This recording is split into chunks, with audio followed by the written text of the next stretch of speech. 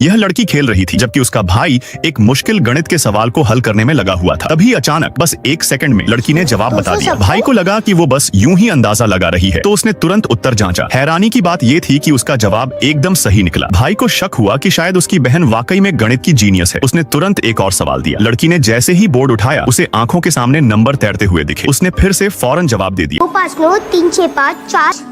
अब तो भाई को पूरा यकीन हो गया। उसने तुरंत घर वालों को बताया, मगर किसी ने यकीन नहीं किया। फिर साबित करने के लिए उसने बहन को एक घनमूल क्यूब रूट वाला सवाल दिया और थोड़ा मोटिवेट करने के लिए कुछ टॉफी भी ऑफर की। लड़की ने फिर से नंबरों को आंखों के सामने तैरते हुए देखा और झट से जवाब दे दिया।